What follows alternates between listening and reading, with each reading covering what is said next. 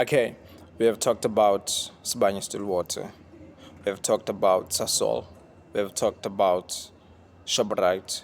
We have talked about Purple Group. We have talked about Boxer.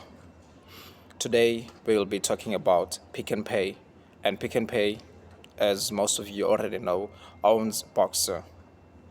And as far as I'm concerned, I don't really think that Pick and Pay warrants an introduction. I think we'll just go straight into the 5 reasons why it is a buy and why is it a good buy. I think we should go straight there and not talk about how Ackerman started Pick and Pay, and Pick and Pay became one of the biggest giants retail stores in South Africa. We're not gonna talk about that. I think that one is I think fairly there in the media and most people know about it.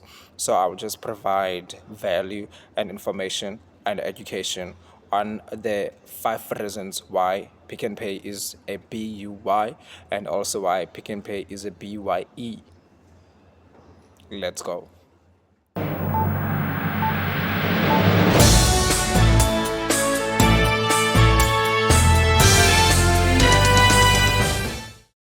Okay, now the 5 reasons for a good buy, a BYE.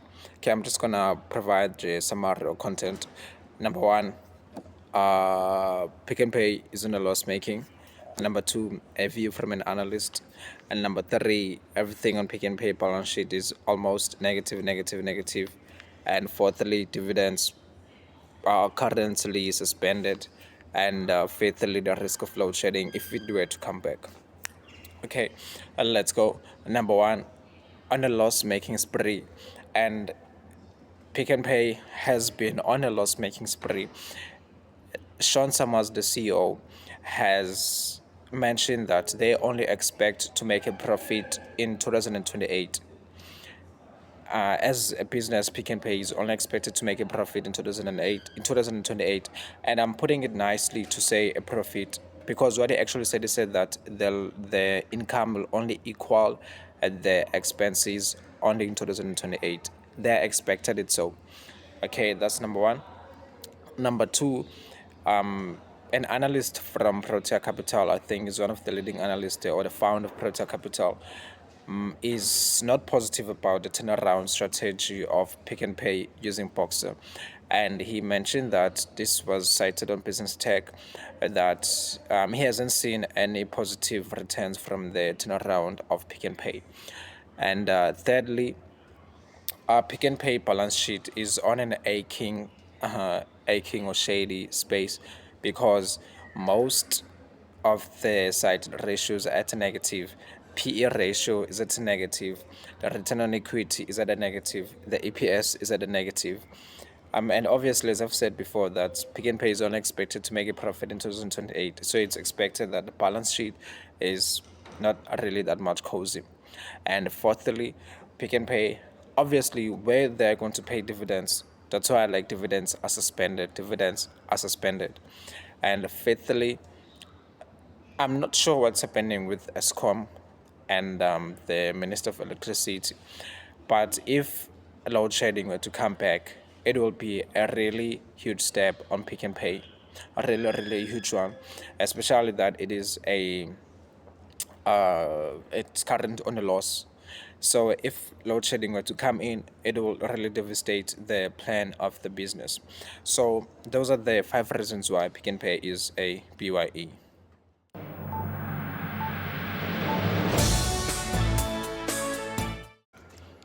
Okay, so 5 reasons why Boxer is a BUY.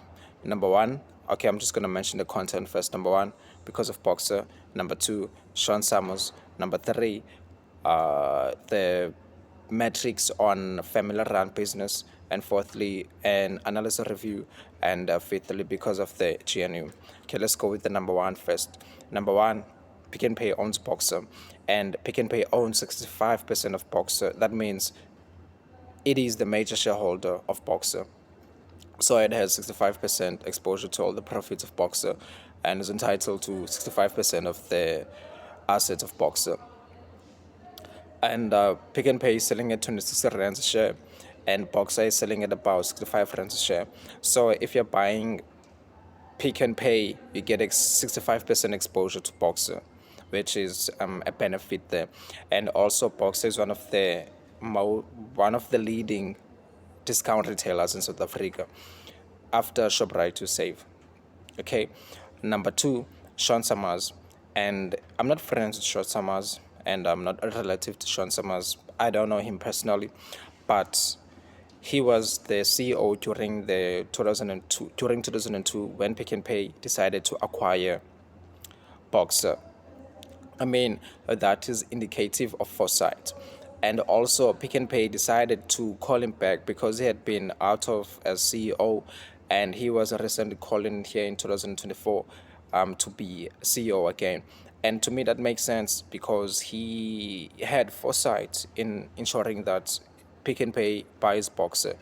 Imagine if there was no Boxer for Pick and Pay now. Pick and Pay would have been choke slammed, or maybe we wouldn't even been talking about Pick and Pay because most analysts have referred it as a zero company or a zero value company.